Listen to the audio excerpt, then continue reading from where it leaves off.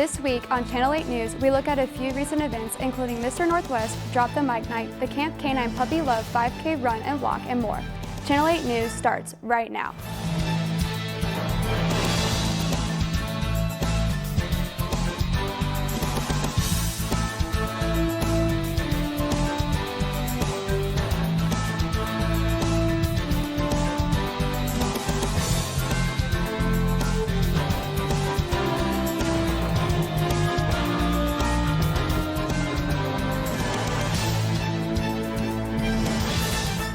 Thank you for tuning into Channel 8 News. I'm Jenny James and I'll be your host for Channel 8 News this week. The Student Senate Inclusion Committee hosted a presentation to speak about and interpret President Trump's executive order on immigration. Mitch Baumberger got the story. Mitch? With the Trump administration signing 18 executive orders in 12 days, there has been a lot of concern. The biggest executive order that has gotten the most questions would have to be the immigration ban. On campus, people put together a seminar for students and anyone else that would wish to join that are curious or concerned about this immigration ban. I spoke to Rodney McDuffie, the Inclusion of Committee of Students. Basically what they talked about is that they did a legal analysis of what President Trump's executive orders as far as immigration. And so basically they talked about the implications of what the executive orders did in the United States and what is happening next in the court system. Students were able to expand their concerns for what this means for an international student for those countries. Well, part of the presentation was an informing student. There was a PowerPoint presentation that basically went through all 7 sections of President Trump's executive order. And then students were able to ask questions based off of the sections of the executive orders. So students really get to dive down and say, how are refugees impacted by this? What is going on within the court systems? And what is the next step in the immigration fight within the United States? The attorneys talked about how they thought the order was vague and unclear. We believe that it's important for students to know, one, to get a grasp of what is actually going on in our government. 2, it also talks about how immigrants are basically, what type of issues that immigrants and refugees in our country, what are they facing against? So we have international students that may have been affected by the immigration executive orders in place by Donald Trump and see what we can do for the international students, or if they're safe as far as their visas or green cards, or if it's okay for them to continue being a student within the United States. But also for students that are American citizens, it's very informative of how immigrants and refugees, how they interact within our society, and what is actually going on again within the court systems and within the United States system. After they were done with their seminar, they stayed around to see if anyone had any extra questions that they wanted to ask. This is Mitch Baumberger reporting for Channel 8 News. Back to you in the studio. Thanks, Mitch. The Student Senate has begun holding information meetings for students interested in seeking election to its 2017-2018 Executive Board. There are 2 meetings remaining, one on Tuesday, February 21st at 6 p.m. and the other on Wednesday, February 22nd at 7 p.m.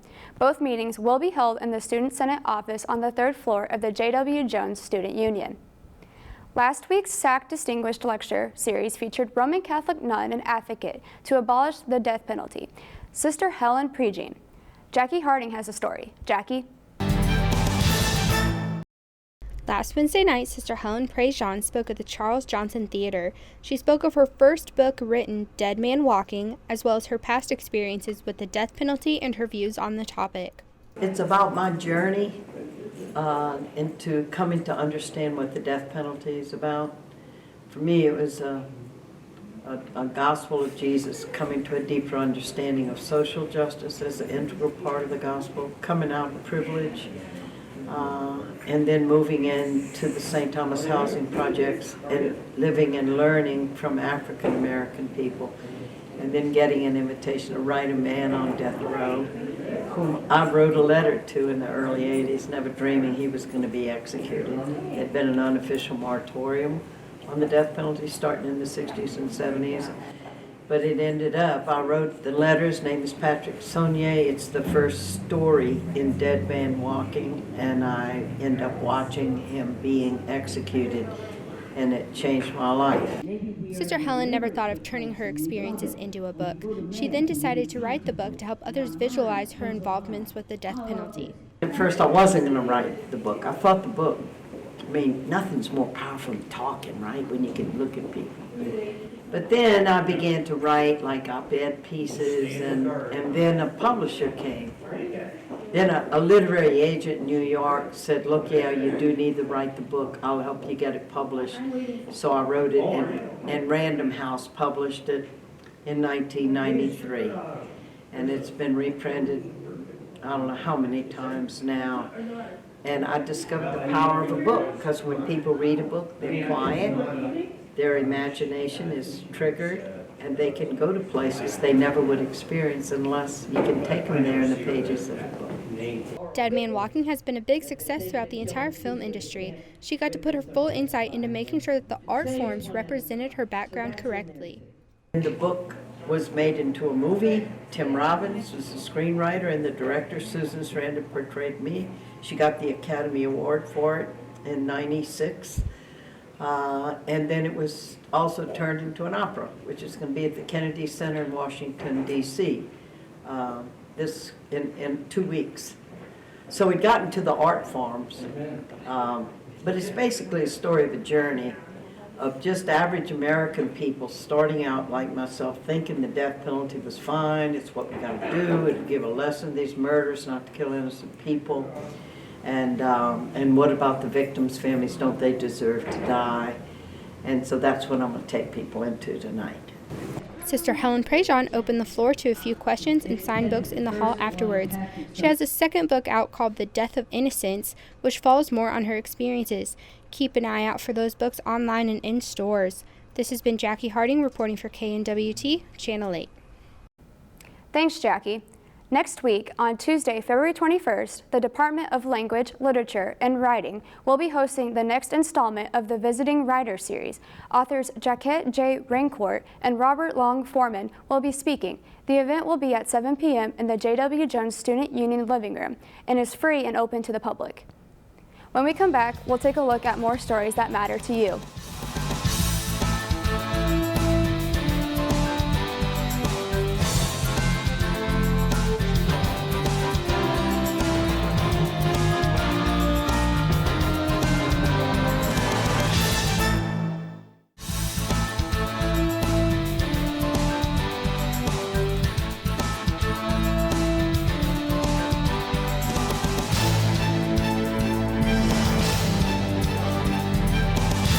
Welcome back to Channel 8 News. I'm Jenny James. Last week, the Office of Diversity and Inclusion hosted another event for Black History Month. Drop the Mic Night gave students the opportunity to write and speak on the crisis in Black education. Maureen Proxel has the story. Maureen?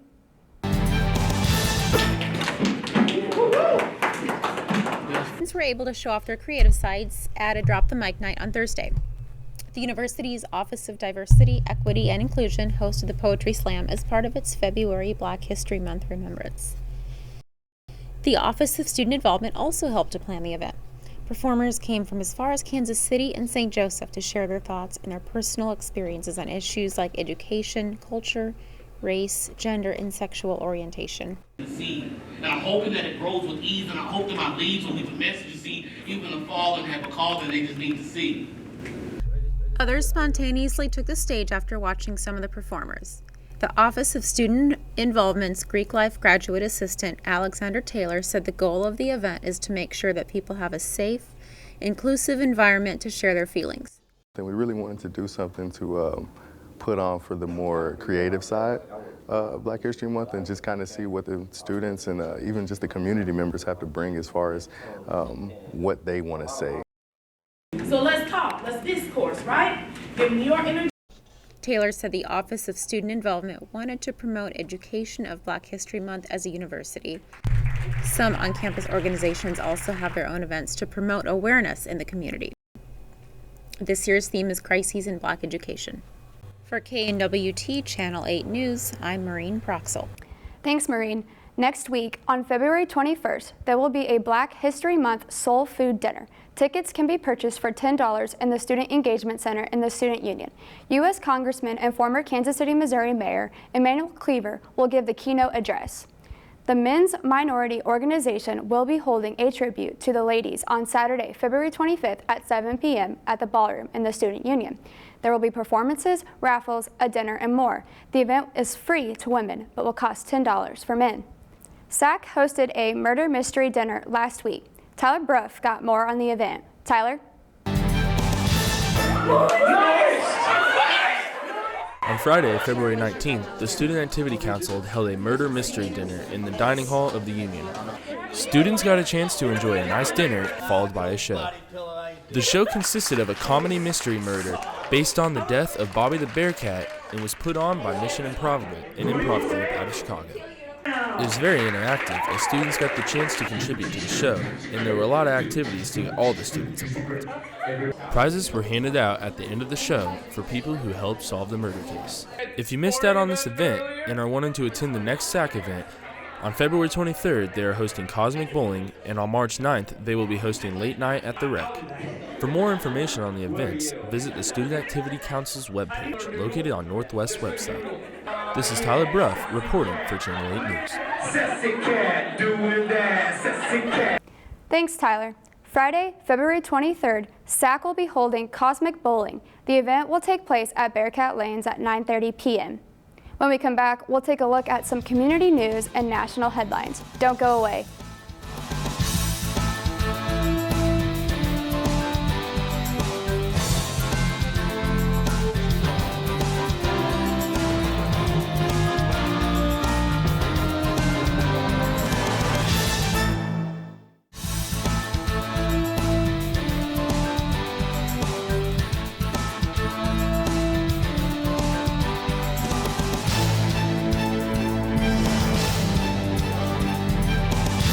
Welcome back to Channel 8 News. I'm Jenny James. One of Northwest's newest organizations, Camp K9, hosted the Puppy Love 5K Run and Walk. Alicia Pruitt told us a little bit more about why she helped to start this organization.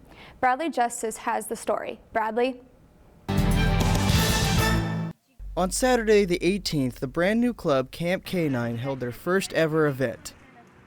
We got to speak with the founders of the club, Alicia Pruitt, and her dog Sasha. So this was our first annual Puppy Love 5K walk run. When we first started the club, we kind of thought, what were some different fundraiser ideas? What are some things you normally don't see? And also what works with the dogs? And so, normally dogs involve outdoor things. And Valentine's Day was kind of a close holiday, so it's like, all right, there's that puppy love. Everyone knows puppy love. And I'm like, what can we do with that? And it's like, well, the most common thing you do with a dog is walk it. So we were just like, why not have a Puppy Love 5K walk run? And that's kind of how it got started. The Doggy 5K walk was just a fun event for dog lovers, but also helped out Camp K9's recruitment for new members, with the club being relatively new. We got to ask Alicia why she came up with the club. So Camp K9 got started because when I brought Sasha up here, people started asking me various questions like, what do I do if my dog jumps, or how do I walk him on a leash? Or a lot of people have dogs but don't know other people that have dogs that are up here, or they have dogs and they don't know how to work with them or anything like that, or they might want one but they're not quite sure. We kind of get together once a week, whether you have a dog or not, and it's kind of a stress reliever. It does a bit of everything. You have your physical aspect where we walk and work with the dogs.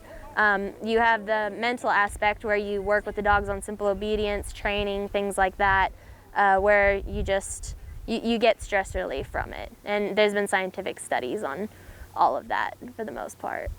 Camp K9 is a great club for any dog lover. If you want to join, the club meets every Tuesday at 6 p.m. in front of Garrett Strong. This has been Bradley Justice reporting for Channel 8 News. Thanks, Bradley. The St. Paul Episcopal Church and First Christian Church are sponsoring a Red Door Chili Supper. The event will be on Sunday, February 26th at 4:30. The supper will include a wide variety of chili, soups, and dessert. There is a required $6 donation for the supper, but for children 6 and under, the donation is only $3. All proceeds go to the Children and Family Center. Late Little Caesars founder Mike Ilitch is being remembered for his philanthropic spirit. Among the recipients of his good deeds is civil rights icon Rosa Parks. People in Detroit paid their last respects to Little Caesars Pizza and Detroit Red Wings and Tigers owner Mike Ilitch.